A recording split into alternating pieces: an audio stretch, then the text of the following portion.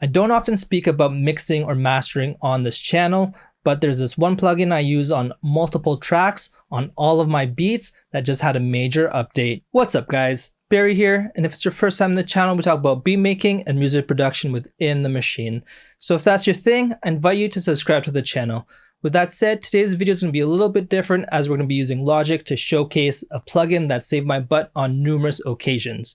That plugin is Soundtheory's Gullfoss. So what is Gullfoss?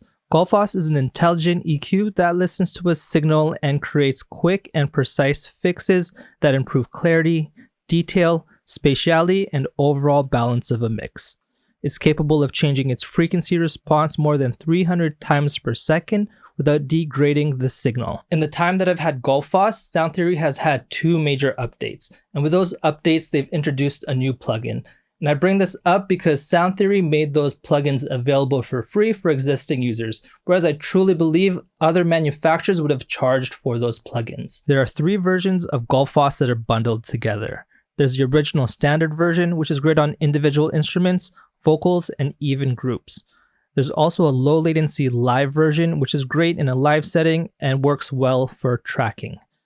And most recently, there's Gullfoss Master, which is optimized for the highest possible quality and is best served on the master bus. So in addition to showing you guys how I like to use Gullfoss on the master, I also wanted to compare the CPU usage of the standard Gullfoss with the newly released Gullfoss Master. And to see and hear exactly what Gullfoss is doing, I have this beat inside of Logic where the only plugin within the project is Gullfoss.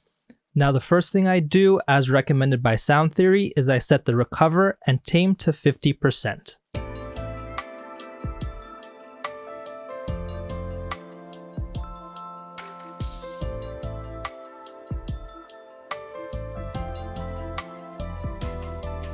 With the two parameters set to 50%, you can start to get a good idea of what the plugin is trying to do.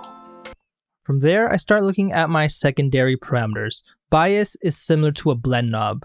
A positive bias will show a preference to recover, whereas a negative bias shows a preference to tame.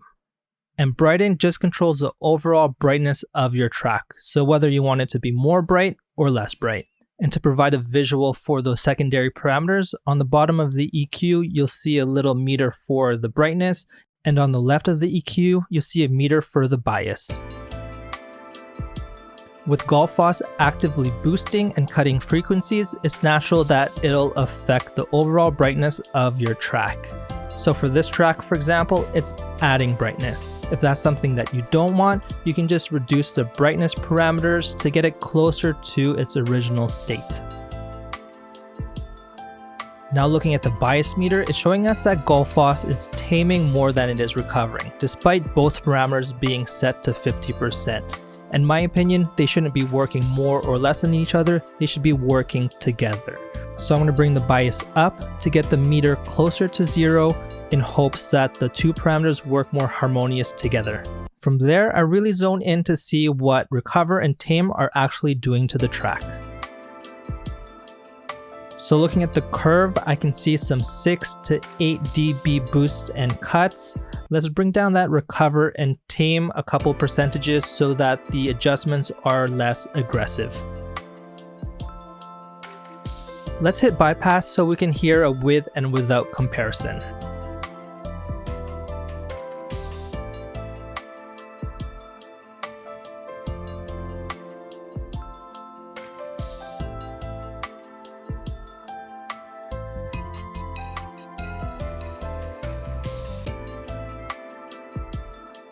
We can see that Gullfoss is pretty aggressive with boosting the low end when the kick and the bass are not hitting. On both ends of the EQ, you'll find a red bar. Adjusting the red bars will allow you to dictate the frequency range that Gullfoss is actually affecting.